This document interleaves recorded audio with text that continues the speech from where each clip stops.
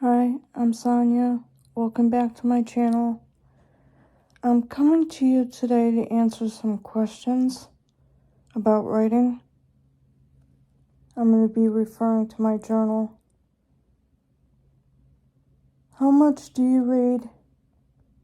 And what are your reading goals? So far this year, I've read 52 books or over that. I set my goal at 52 books for the year. I do a lot of audiobooks, and that's how I get such high numbers.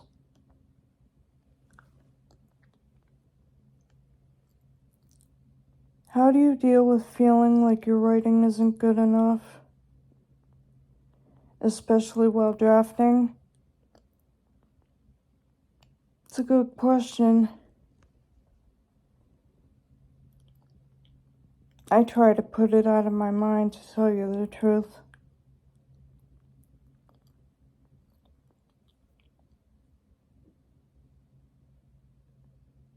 When I was younger, I would feel like my writing wasn't good enough, but I would keep going anyway.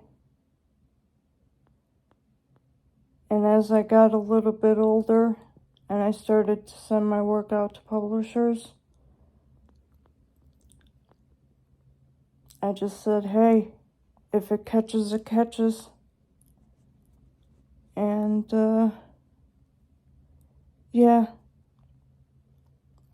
that's pretty much how I dealt with it, just to keep going forward. How do you balance quality and speed? I'm not a very fast writer. I probably type like 13 words a minute. So I'm always trying to do my best with each draft that I do.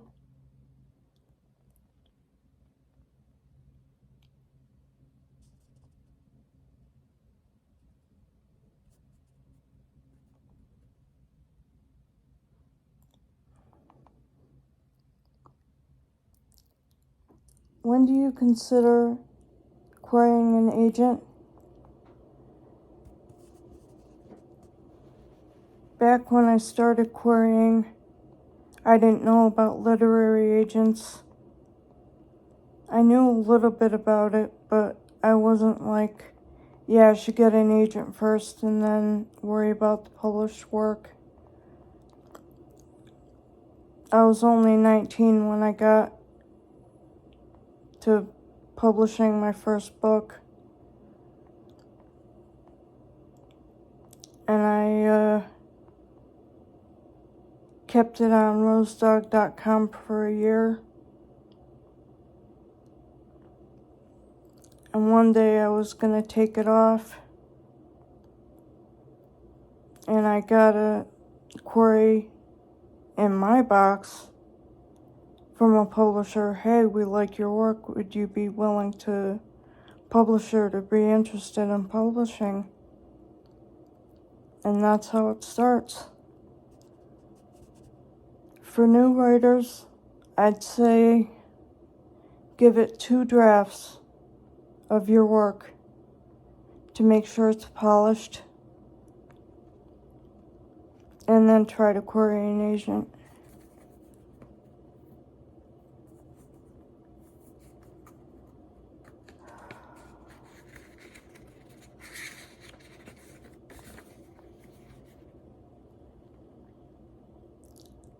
How do you deal with the slow burn of cranking out a book over months or even years?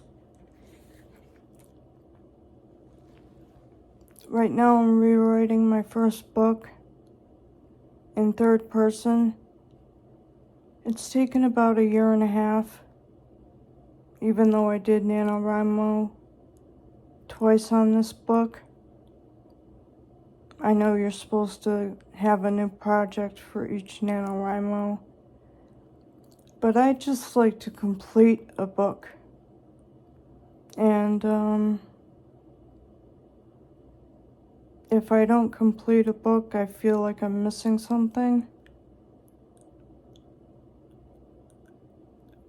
But if I look at a book over months, sometimes I get tired of it, so I put it aside for a week, and then I'm right back into it. That's how you have to go when you're published. They expect you to write a book a year, and I don't know. I've never worked that way. My first draft in my book now, initially it took 3 months, but I was working like 8 hours a day on it after high school. That was a long time ago.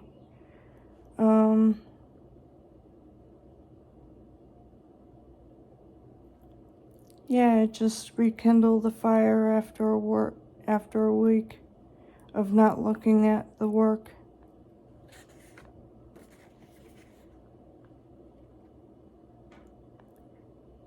How do you battle white room syndrome? I used to have a problem with description. Even though I could look at a room and describe it to a T.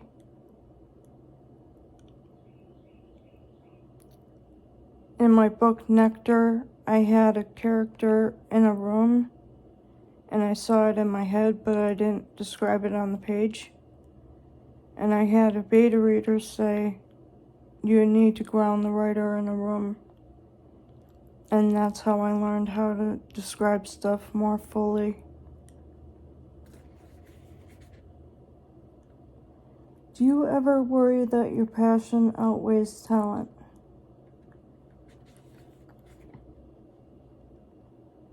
Not really. I started writing when I was 6 years old.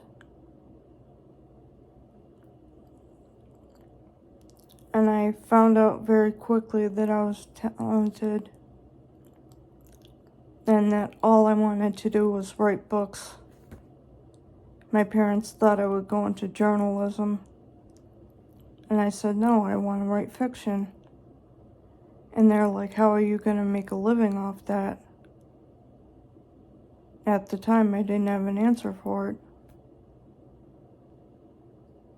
You just have to get the right agent and publisher, and then you're off to the races.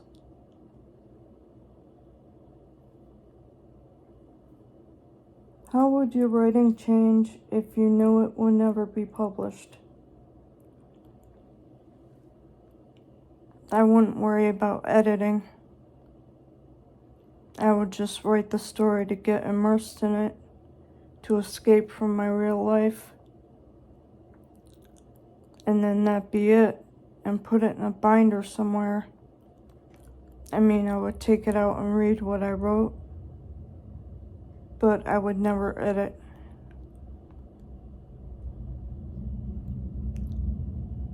Thanks for letting me answer these questions, Kate. It really helped me get my mind working again.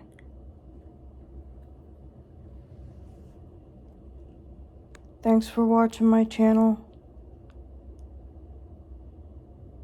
Subscribe if you like, and hit the like button. Thanks. Today is July 5th. I got 345 words in my book. I'll be back tomorrow. Thanks, guys.